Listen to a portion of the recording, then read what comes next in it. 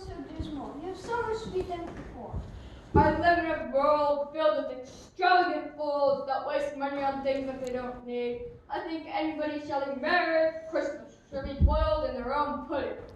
Uncle, you shouldn't say things like that. We're having dinner tomorrow night. Promise me you'll come. I can't promise anything. There's always work to be done. Have you ever made any money celebrating? Of course not, Uncle. I've never made any money on the holidays, but I do think it makes me a better person celebrating them and showing my gratitude. Come. I don't want to celebrate Christmas. But why not? I don't have to give you a reason why. Good day to you. I hope you change your mind, Uncle. Goodbye. Ebenezer turned to Mr. Patchett, his clerk, and stated dryly, I suppose you'll want the day off tomorrow too? Please, sir. My family and I are having a special dinner. Christmas only comes once a year. Fine, but if you want me to pay you for a day with that, when you're not working, you better come in extra early the day afterwards. Yes, sir, Mr. Scrooge, sir. Thank you. Merry Christmas. Scrooge mumbled underneath his breath. I don't get that, man. He must be crazy. His family's too poor to afford a family dinner. His son's crippled, can't even walk on crutch. He must be crazy. That night, as Scrooge was unlocking his door, the knocker changed right before his eyes. Why, that looks like my old partner Jacob Marley. But he's been dead for years. Scrooge went inside and prepared himself for bed.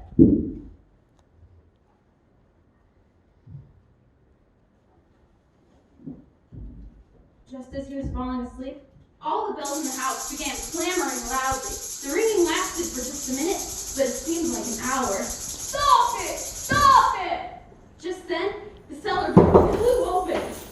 It sounded as if someone were dragging a heavy chain across the floor and up the stairs right outside his bedroom. I don't believe it. I won't believe it. The ghost walked right through his bedroom door and stood before him. Its head was wrapped in bandages. Its body was covered in chains. Ebenezer couldn't believe his eyes. I don't believe in you. Ghost raised his arms and let out a frightening cry. Ebenezer Scrooge! Scrooge covered his eyes and dropped to the ground in fear. Have mercy on me, dreadful spirit. What do you want from me? Many things! I am the ghost of your dead partner, Jacob Marley. I am forced to wander the world and wear these chains. Why? Each link in this chain represents a time when I could have done something nice for others, but chose to think of myself like you, Ebenezer. But you're always a good businessman. The ghost raised his arms again, rattled his chains, and let out a loud groan. All I cared about was making money. Should have kinder to others while I was still alive. You are building a chain too, Ebenezer, and it is already much larger than mine. Oh no, please say I can change my fate. You will be haunted tonight by 3 ghosts. I think I'd rather not. Without their visit, there is certainly no hope for you, Ebenezer. But Expect the first when the clock strikes 3 this very morning. 2 more will follow. Listen to what each ghost has to say. And just like that, Marley was gone.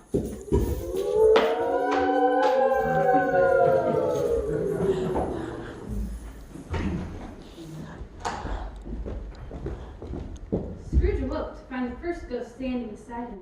The ghost was small, like a child, but had long black hair that flowed down his back, like an old man.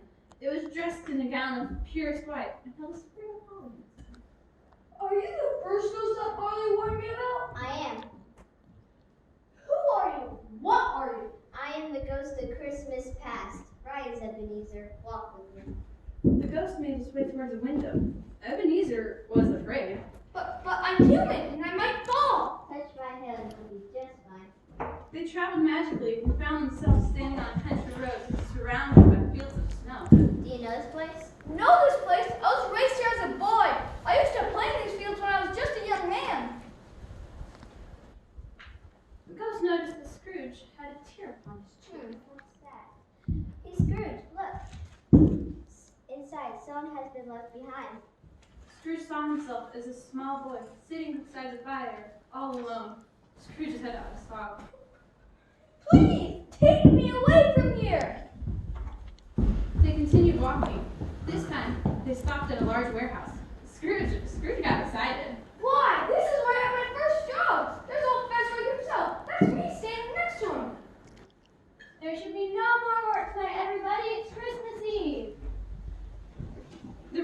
seemed to instantly transform into a bright ballroom room of celebration, filled with food, live music, and dancing. Who is that you're dancing with? Why, that's Belle. Wasn't she beautiful?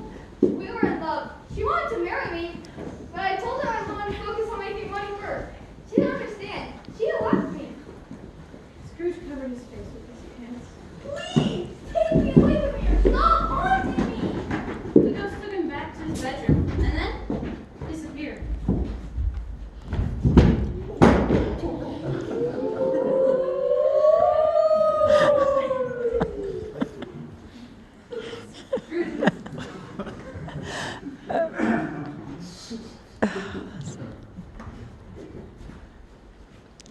Scrooge awoke again to a giant creature dressed in a long black robe, trimmed with golden buttons. He had brown hair and wore a crown on one head. The room was full of green ivy and berries. Rise, Ebenezer, and look at me. You have never seen anything like me before. Never. I am the ghost of Christmas present. Touch my robe. The ghost took Scrooge to a tiny house and invited him inside. Bob Cratchit's family was preparing for their Christmas dinner. I'll make the gravy. I'll mash the potatoes. And I'll make the applesauce. Bob Cratchit helped Tiny Tim hobble over using his old wooden crutch. Oh my god, everything looks delicious. I've never seen a goose so grand. But that goose is tiny. What are they so excited about? It's all they can afford, Mr. Scrooge. You don't pay Mr. Cratchit enough money to afford an extravagant feast. But they don't seem to mind not having a lot of money. Everyone's different. Let's make a toast to Mr. Scrooge, the man who helped us provide this feast. Mr. Scrooge is a greedy old grump. If he were here right now, I'd give him a piece of my mind feast on. Mother, it's Christmas. Don't be so rude to Scrooge. Listen, I don't like Scrooge any more than you do, but please don't be bitter. It's Christmas time. Well, fine then. I'll toast to his health, but only the other Christmas. May you have a long and happy life. Merry Christmas! God bless us, everyone! Tell me, Spirit. I know Tiny Tim's unhealthy, but will he make it to next year? I see an empty chair at the table next Christmas, and you're not you crush against the fireplace. There goes changing his surroundings, he will die. Oh no, Spirit. Please say I can fix this. The ghost took him to his nephew Fred's house. Fred and his family were inside, enjoying their Christmas feast. I invited Uncle Scrooge to dinner tonight, but I doubt he'll come. He called Christmas a humbug. A humbug. Can you believe it? Shame on him, Fred. I have no patience for him. Oh, I do feel sorry for him, but I couldn't if I tried. He's only hurting himself.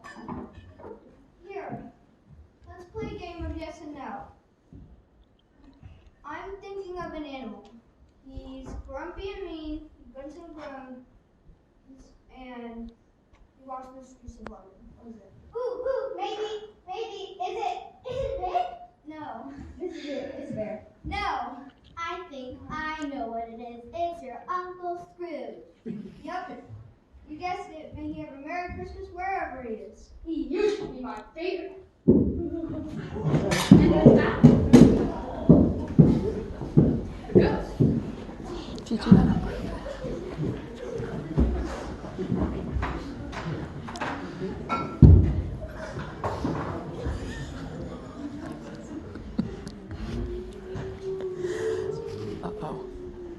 The third ghost looked like a phantom, cloaked in black. They glided towards Scrooge slowly and silently.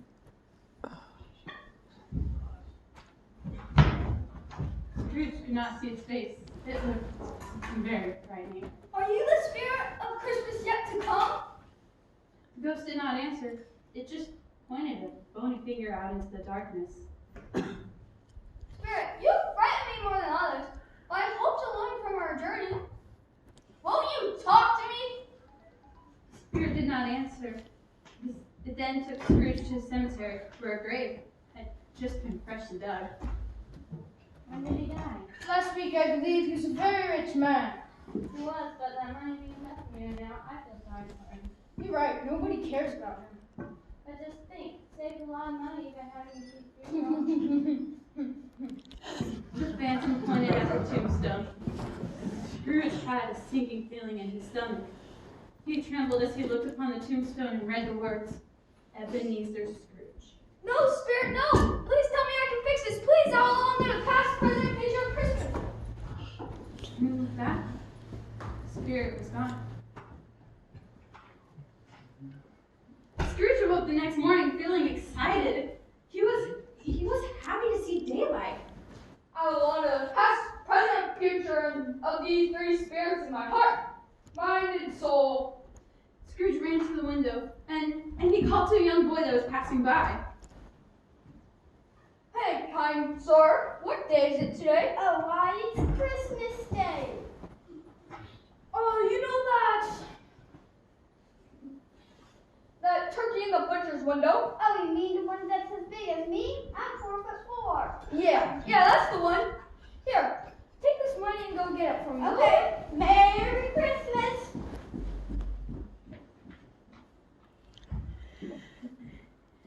I know. I'll have it delivered to Bob Crichton's house.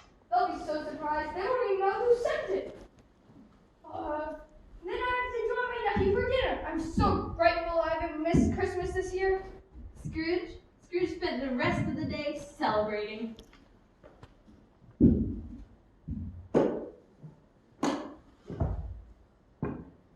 Scrooge arrived at his office early the next morning. He wanted to catch Bob Cratchit arriving late and play a joke on him.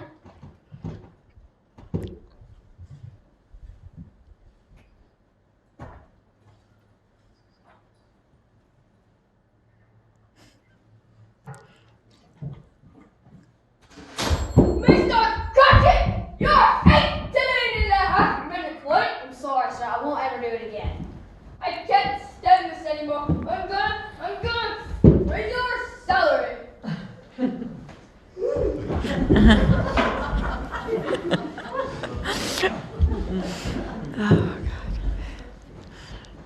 You joking, sir? No, I'm not joking, Bob Cratchit. And your salary's only the beginning. Whatever Tiny Tim needs, he'll have it. Now let's put some coal in the fire. It's time to warm this place up. Scrooge was even better than he were. He did all that he promised and more. He spent the rest of his life sharing his wealth and doing good things for others. May the same be said for the rest